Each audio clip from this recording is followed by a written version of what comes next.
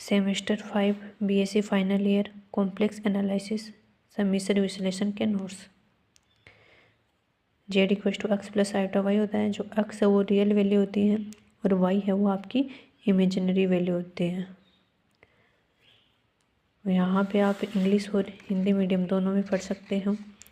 ये डेफिनेशन है। उसके बाद में एक मानी फलन तथा बहुमानी फलन, ये भी हिंदी और इंग्लिश दोनों मीडियम में है, तो आप दोनों मीडियम में पढ़ सकते हो।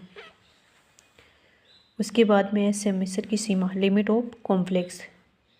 यहाँ पे लिमिट ऑफ कॉम्प्लेक्स में डेफिनेशन है, वो हिंदी इंग्लिश मीडियम और हिंदी मीडियम दोनों में है, तो हिंदी मीडियम वाले भी पढ़ सकते हैं और इंग्लिश मीडियम वाले भी पढ़ सकते हैं। फिर है यहाँ पे प्रॉपर्टी, फिर उसके बाद में कंटिन्यूटी इंग्लिश मीडियम में एंड हिंदी मीडियम में। फिर अवकलनीयता भी आपको इंग्लिश और हिंदी में दोनों में मिल जाएगी और आपका ये फॉर्मूला है यहाँ पे। उसके बाद में ये भी अवकलनीयता का फॉर्मूला होता है, जो होता है आपका f(z) इक्वल टू लिमिट। फिर आपके ये नोट में क्या होता है, जो मेन इम्पोर्टेंट बात होती है वो लिखते हैं। तो यहाँ पे इंग्लिश में भी है और हिंदी में भी है, तो इंग्लिश मीडियम वाले भी इन नोट्स को पढ़ सकते हो और हिंदी मीडियम वाले भी ये नोट्स पढ़ सकते हैं। उसके बाद में ये क्वेश्चन है कि सिद्ध कीजिए कि फलन f(z) इक्वल टू z की पावर n सर्वत्र अवकलनीय है for all n belongs to z। उसके बाद में यहाँ पे वो क्वेश्चन कंप्लीट हो जाता है। फिर अगली थ्योरम है, जो स्टार लगा हुआ है मतलब मोस्ट है। ये थ्योरम्स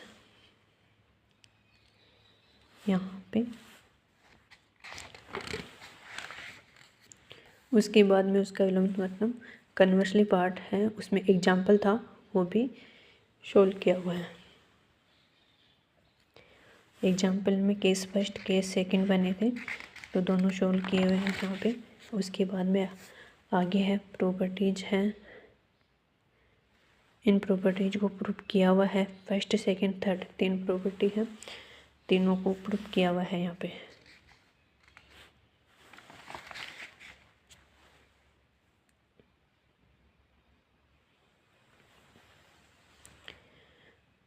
उसके बाद में है